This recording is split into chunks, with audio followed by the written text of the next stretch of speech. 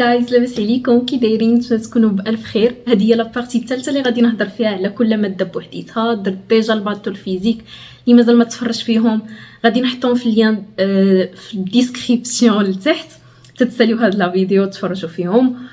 واليوم غادي نهضروا على اس في تي كما كتشوفوا، حيت طلبتوها مني بزاف بزاف بزاف. سو ما تنسوش ديروا لايك، نقدروا نوصلوا زعما هاد لا فيديو ل 500 لايك، وديروا ابوني. So let's go.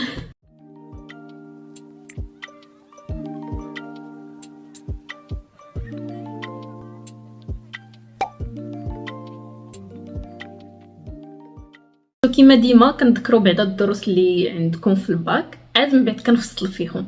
غادي نقراهم من هنايا حيت فريمون العنوان ديال الدروس كيكون طوال في السيونس.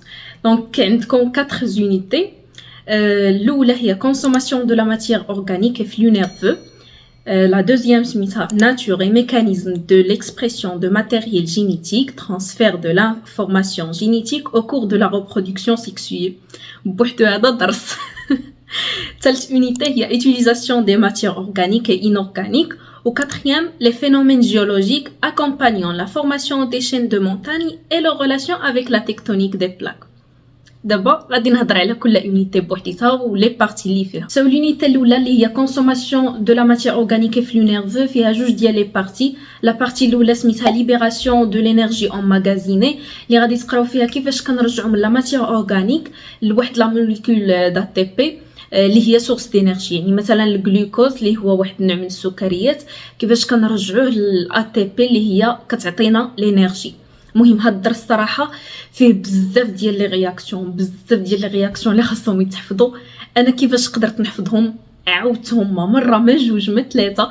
هادشي فريمون كنت كل ويكاند يمكن تقريبا كنعاود نطلع عليه بعدا غير نتفكر شي شويه. وزائد درس دي شيما هكا فيه الوان، وكيفاش كيمشي الجليكوز من هنايا باش يرجع فريكتوز انسيس دي فوسفات، يرجع لهنايا ويرجع بيوريفات وكذا هكا باش عقلت عليهم. وكنتفكر زعما حتى داك الشيما بالالوان ديالو مع كيتحط ليا الدرس.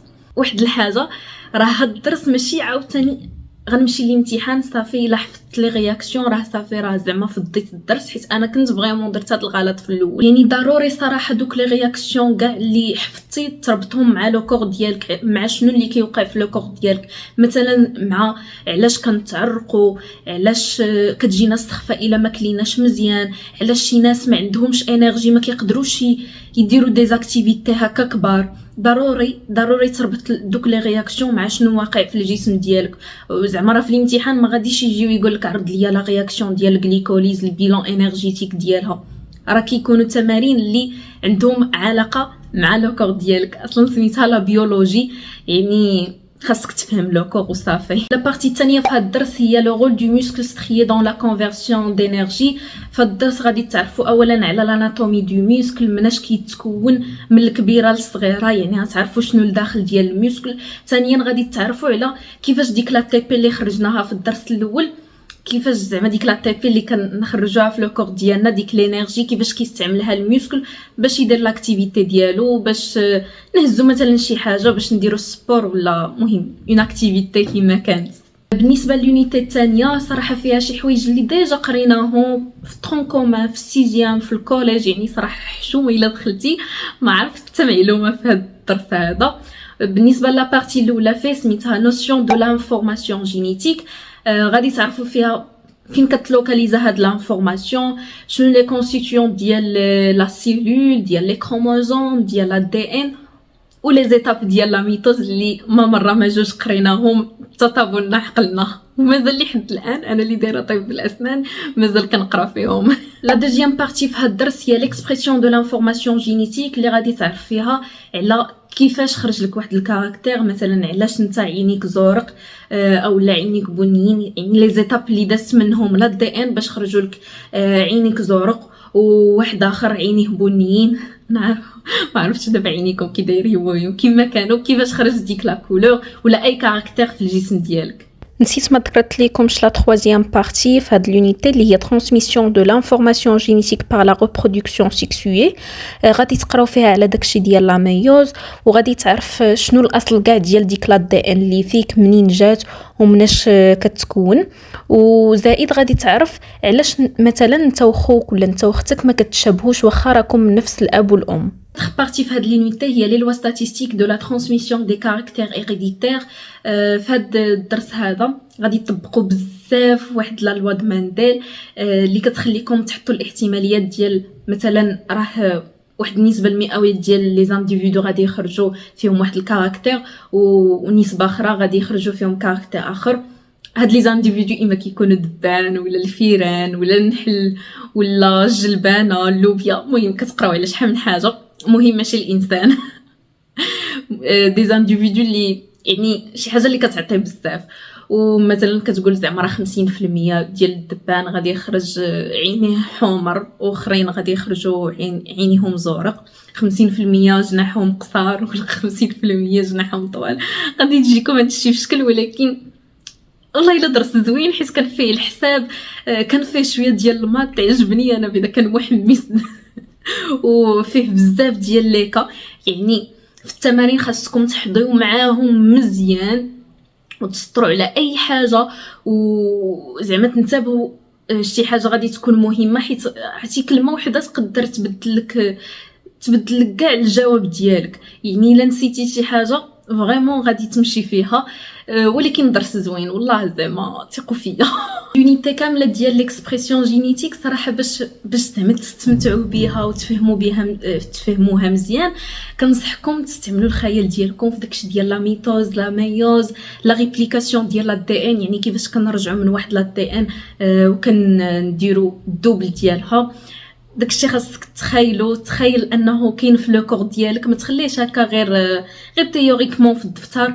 حاول تخيل بلي راه داكشي كيوقع في لو كور ديالك. ما قدرتيش تخيل، كاينين دي زانيماسيون في يوتيوب تفرج فيهم، يعني كيعاونك داكشي تستمتع بالدرس وتحس به، داكشي راه كاين فيك. اليونيتي الثالثه اللي هي utilisation دي ماتيير اورغانيك اي انورغانيك. هاد الدرس راه بحال لا بوليوشن، غادي تهضروا فيه على لي زوردور بالدارجه ديالنا الزباله، واخا غادي تعرف بانه راه صراحه ماشي زباله، وبانه راه البلاد ديالنا اللي ما كتعرفش تستثمر في هاد الحوايج اللي كيبانوا بساط ولكن هما غادي يبدلوا حوايج كبار. غادي تبان لك الاضرار ديال داك تجمع اي حاجه، الكرتون الزاج الوراق اي حاجه كنحطوها زعما في بلاصه وحده، غادي تعرف الاضرار ديال داكشي. مهم غادي تهضروا على لا بوليوشن اون جينيرال. دونك لا بروميير بارتي في هذا الدرس هي لي زوردور ميناجي ايسو دو لوتيليزاسيون دي ماتيير اورغانيك اي انورغانيك. فالدرس غادي تعرفوا كيفاش تصنفوا ما بين لي زوردور على حساب التيب ديالهم، غادي تعرفوا كيفاش نقدروا نستغلوا هاد لي زوردور في حاجه مزيانه، وكيفاش نتخلصوا من دوك لي زوردور لي انيتيل يعني ما عندنا ما نديرو بيه. لا دوزيام بارتي هي لا بوليوشن دي ميليو ناتوريل. هنا غادي تعرفوا على الظواهر الطبيعيه اللي كيجيونا بسبب زعما لا بوليوشن، مثلا لي فيد سير، لا ديمينيسيون ديال ليبيسور ترو دوزون الثقب الاسود، لي بلويزاسيد يعني مين كيجيو شنو السبب ديالهم. تقراو داكشي اون ديتاي، غادي يبان لكم هادشي بحال الاجتماعيات بحال الجغرافيا، يعني زوين زعما في القرايه ما كيحتاجش داك التفكير بزاف. ثالث بارتي هي ديال لي ماتيير راديو اكتيف اي لينيرجي نيوكليير. غادي تبان لكم صراحه في واحد الفقره من هذا الدرس بحال الفيزيك، حيت غادي تكونوا قريتوا داكشي ديال الراديو اكتيفيتي، يعني غادي تجيكم بحال كتعاودوا تقراو الدرس، ولكن كاينين حوايج زايدين اللي غادي تعرفوا زعما كيفاش نستعملوا هاد الراديو اكتيفيتي لصالحنا. مثلا كيفاش نستعملوها في التسخين ديال الماء، كيفاش نستعملوها في الالكتريسيتي، في المجال الطبي etc. اخر بارتي في هاد لونيتي هي كونترول دو لا كاليتي اي سالوبريتي دي ميليو ناتوريل. مهم في هاد لا بارتي غادي تعرفوا كيفاش تفرقوا ما بين الماء اللي زوين اللي صالح والماء اللي ما صالح لوالو واللي ملوث، وما بين حتى التربه اللي صالحه للزراعه والتربه اللي لا. مهم غادي تفرقوا، غادي تعرفوا زعما شنو الكاركتيرستيك ديال هادي وهاد ديال هادي. الغلط اللي ما بغيتكمش تطيحوا فيه في هاد لونيتي، حيت الهضره اللي كدور عليها هي زعما هاد لونيتي دايره بحال الجغرافيه، وبلا ما نراجع عليها غادي نمشي غير بثقافه عامه ونجيب لي نوت ديالها. هو صراحه زعما داكشي كاين في الواقع، تقدر تفهمو من الواقع. زعما لي فيد سير شكون ما كيعرفوش، لي بلويزاسيد شكون ما كيعرفهمش، ولكن بالنسبه لي زعما الا بغى شي واحد نقطه زوينه مش غادي يشرح لي فيد سير بواحد الطريقه اللي رديئه.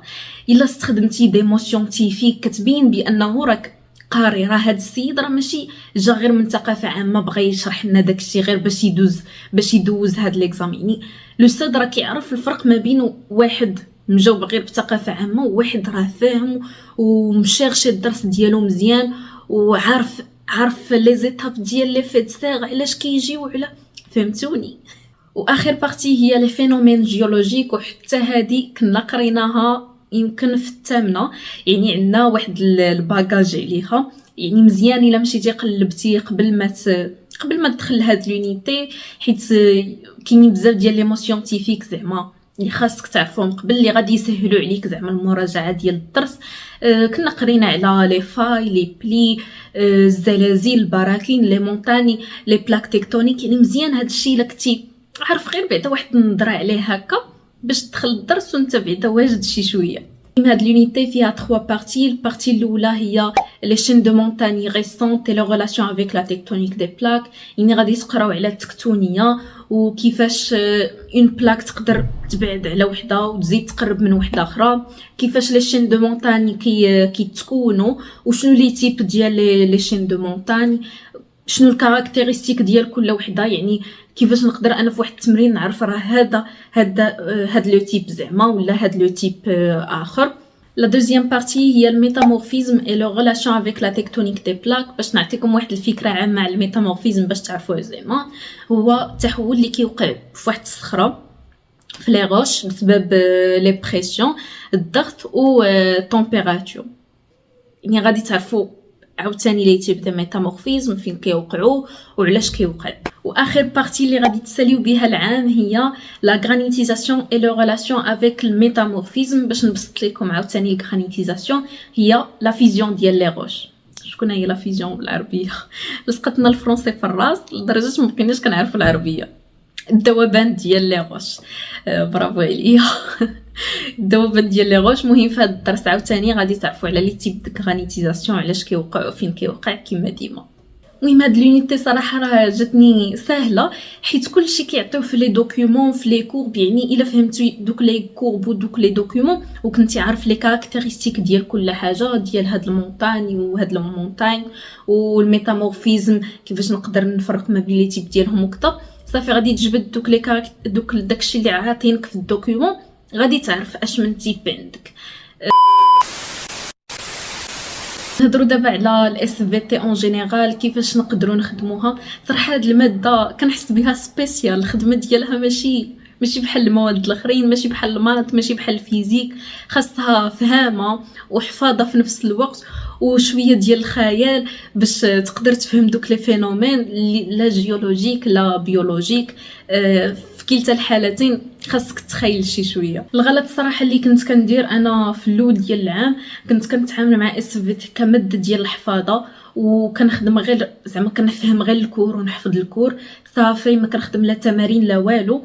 وبالعكس حتى من بعد عاد اكتشفت انه حتى هي خاصها التمارين، حتى هي خاصها تعصر مخك في دوك التمارين، وفيها قوانين. ماشي اي حاجه جاتك في عقلك غادي تكتبها في الجواب.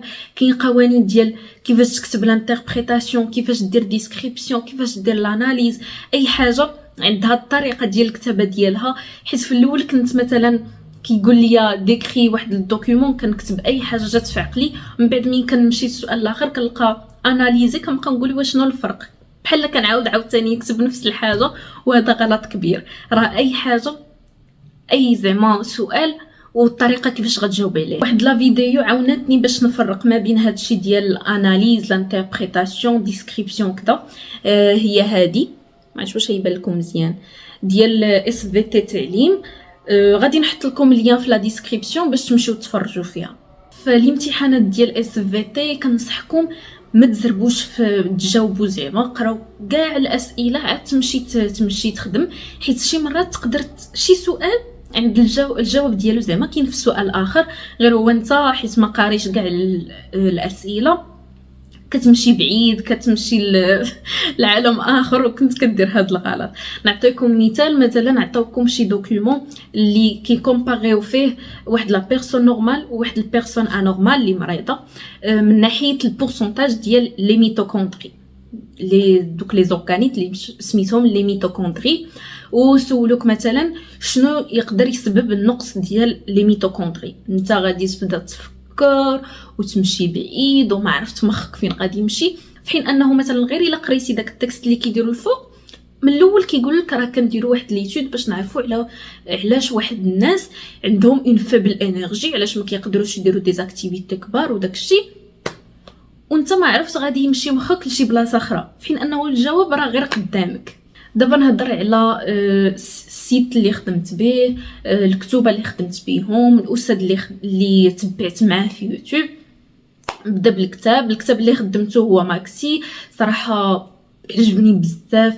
لي زيكزارسيس ماشي زعما جاب دينهم غير من لي زيكزامان ناسيونال، لا كاين دي زيكزارسيس مختلفين متنوعين. ملي كنت كنخدم زعما كاع التمارين ديال شي درس كنكون متاكده بانه غنمشي للامتحان غادي نلقى هو ولا غادي نلقى شي واحد بحالو، بصح كنت كنلقى بحالهم هكا، ولا شي مرات كنلقى نيت بحال داك ليكزارسيس محطوط في الامتحان. يعني كنصحكم به، زوين. غير هو في الكور ما عجبنيش بزاف، الكور ديال ماكسي ما زوينش، ما كيعطيوش لي ديتاي كاملين، ولكن في لي زيكزارسيس كنصحكم به. بالنسبه للاستاذ اللي تبعت معاه في يوتيوب وريحني من ديك قلب هنايا وتبع مع هذا وما غاتفهمش عنده وقلب على استاذ اخر، هو الاستاذ بروف فارس. صراحه استاذ في المستوى، كان كيدير الدرس بلي ديتاي، ما كنبقاش زعما كنهز الهم نمشي نزيد نغوشيرشي، ولا كنلقى كلشي حاطو في لي لايف ديالو، وحطهم ديكور زعما في يوتيوب، وكيدير دي ريزومي. يعني الا كنتي من العاكزين تقدر غير تسكريني لي ريزومي، بغيتكم تكونوا معاكز سيروا ديروا لي ريزومي ديالكم. ومهم استاذ زوين صراحه. واحد السيت اللي كنت كنخدم به مره وهو الو سكول، شكون اللي ما كيعرفوش. صراحه الكور ديالهم كان كيعجبني بزاف اس في تي، خصوصا انهم كيحطوش غير كور واحد، كيحطوا 4 5 كور، يعني كيبقى عندك لو شوا تختار الكور اللي بغيتي، الكور اللي مزيان اللي مورغانيزي اللي مديتايي. ف سيت زعما مزيان تستعملوه من ناحيه الكور. ما عمري شفت لي زيكزارسيس ديالهم، ما كنتش كنشوف لي زيكزارسيس ديالهم، ولكن الكور زوين. واخر حاجه ما نقدر الصراحه نكره حتى البروف اللي قراني، حيت فريمون كنت جايه عنده خاويه ما كنعرف اس في تي ما والو، ومن بعد بدا كيموتيفيني، قال لي الطريقه زعما اللي نتبعها باش نقرا، بديت نتبع دوك الادفايسز ديالو، والحمد لله عطاو نتيجه. يعني كل ما هو صراحه كنت يمكن غالبا غادي نكمل في داك النيفو اللي كنت ماشيه فيه وغادي نتصدم، والحمد لله تبعت هضره ديالو وخدمت مزيان وجاب الله خير. يعني داكشي علاش كنقول لكم تبعوا الاساتذه ديالكم، واخا يتعصبوا عليكم، واخا ما عرفتش شنو يديروا لكم، تبعوا معاهم. فريمون راه ما كاينش احسن من استاذ بريزونسييل، استاذ اللي كيكون معاك في القسم، تسولو، ما تحشمش في القسم، تبين ليه بلي راك باغي تقرا، تبين ليه بانك راه ما باغيش تضحك هاد العام زعما ديال القرايه وكذا. داكشي حتى الاستاذ كيشوف وراه كيقدر يفرق ما بين واحد كيدير المجهود وواحد لا. وهذا كان الاخر ديال لا فيديو، نتمنى تكون عجباتكم، وكتبوا لي في لي كومونتير شنو لا فيديو اللي بغيتو ندير من بعد، واش نهضر على اس في تي، نهضر على الفلسفه او لا لونجلي، ما عرفتش شكون نبدا بهم. مهم كتبوا لي في لي كومونتير، اند بيزو